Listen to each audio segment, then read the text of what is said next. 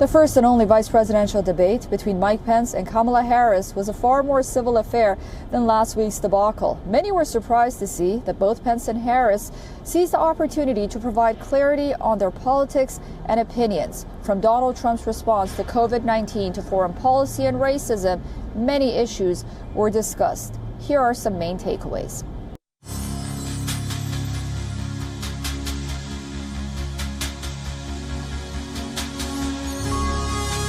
The first and the only vice presidential debate stood in stark contrast to last week's presidential debate, which was described as chaotic. Democratic vice presidential nominee Kamala Harris and Vice President Mike Pence made a poll pitch to voters on behalf of Joe Biden and Donald Trump. From the pandemic response to the Supreme Court row to the ongoing racial unrest, the 90-minute power-packed debate highlighted the conflicting visions for a nation in crisis. This time, the theme of the election took center stage and personal comments and interruption took a backseat. USA Today's journalist Susan Page moderated the highly anticipated debate. It started with the Trump administration's response to the COVID-19 pandemic. Talking directly to American voters, Kamala Harris slammed the Trump administration for not being truthful about COVID-19. She called the government's COVID-19 response the greatest failure of any presidential administration in the history of the country. Mike Pence, who is in charge of the COVID-19 response team in the United States, defended Trump's decisions in the wake of the pandemic. Well, the American people have witnessed what is the greatest failure of any presidential administration in the history of our country. Because the reality is that we're going to have a vaccine, Senator, in record time, in unheard of time, in less than a year. We're about freedom and respecting the freedom of the American people. Let's talk about respecting the American people. You respect the American people when you tell them the truth. The legitimacy of Barrett's nomination and her potential influence on abortion rights in the United States took center stage. Harris gave Pence a history lesson on why the Supreme Court judge should have been nominated after the election. While Harris defended a woman's right on her body, Pence put weight behind the pro-life argument. The issues before us couldn't be more serious. There's the issue of choice, and I will always fight for a woman's right to make a decision about her own body. It should be her decision and not that of Donald Trump and the Vice President, Michael Pence. I couldn't be more proud to serve as Vice President to a president who stands without apology for the sanctity of human life. I'm pro-life. I don't apologize for it. And this is another one of those cases where there's such a dramatic contrast. Joe Biden and Kamala Harris support taxpayer funding of abortion all the way up to the moment of birth. Late-term abortion. The two candidates clashed over rising unemployment and the tanking economy in the United States. The current level of joblessness marks the worst that any president has faced going into the election since the World War II. Harris lambasted Trump for controversial reports on tax evasion. Pence attacked Joe Biden, saying he wanted to do away with all the tax cuts that were introduced during the Trump administration. We now know, because of great investigative journalism, that Donald Trump paid $750 in taxes. When I first heard about it, I literally said, "You mean $750,000? And it was like, no, $750. We now know Donald Trump owes and is in debt for $400 million. And just so everyone is clear, when we say in debt, it means you owe money to somebody.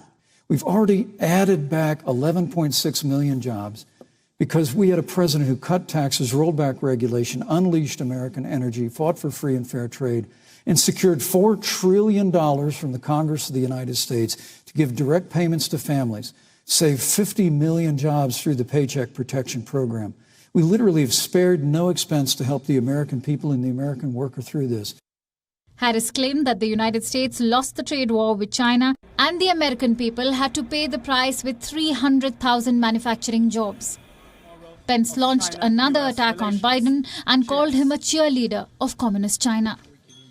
More taxes, more regulation, banning fracking, abolishing fossil fuel, crushing American energy, and economic surrender to China is a prescription for economic decline. You lost that trade war. You lost it. What ended up happening is because of a so-called trade war with China, America lost 300,000 manufacturing jobs. Lost the trade war with China. Joe Biden never fought it. Joe Biden has been a cheerleader for communist China over the last several decades. From China to Iran, United States foreign policy dominated the vice presidential debate. Kamala Harris accused Trump of betraying America's friends and embracing dictators around the world. In a counterattack, Pence reminded Harris that Trump destroyed the ISIS caliphate, killed al-Baghdadi, without one American casualty. Leaders of all of our formerly allied countries have now decided that they hold in greater esteem and respect Xi Jinping, the head of the Chinese Communist Party, than they do Donald Trump, the President of the United States, the Commander-in-Chief of the United States. Our armed forces destroyed the ISIS caliphate and took down their leader, al-Baghdadi, without one American casualty. Al-Baghdadi was responsible for the death of thousands. But notably, America's hearts today are with the family of Kayla Mueller, her parents of which are here with us tonight in Salt Lake City. Today, 2 of the ISIS killers responsible for Kayla Mueller's murder were brought to justice in the United States. Racial unrest has been one of the central issues in the 2020 presidential election. A number of black lives have been lost in 2020 alone, but the Black Lives Matter movement gained the world's attention in the aftermath of the custodial killing of George Floyd. The 2 vice presidential candidates are poles apart in terms of racial identity. Kamala Harris identifies as a black South Asian woman, while Pence is a white conservative male. Both differed with each other on important issues of racial unrest, police brutality, and condemnation of white supremacy. I don't believe so. And I've talked with Breonna's mother, Tamika Palmer, and her family. And her family deserves justice. She was a beautiful young woman. And it brings me to, the 8 minutes and 46 seconds that America witnessed, during which an American man was tortured and killed under the knee of an armed, uniformed police officer. With regard to George Floyd, there's no excuse for what happened to George Floyd. And justice will be served. But there's also no excuse for the rioting and looting that followed. Last week, the President of the United States took a debate stage in front of 70 million Americans and refused to condemn white supremacists. Not true. Not true. I mean, Senator Harris conveniently omitted, after the president made comments about people on either side of the debate over monuments, he condemned the KKK, neo-Nazis, and white supremacists, and has done so repeatedly.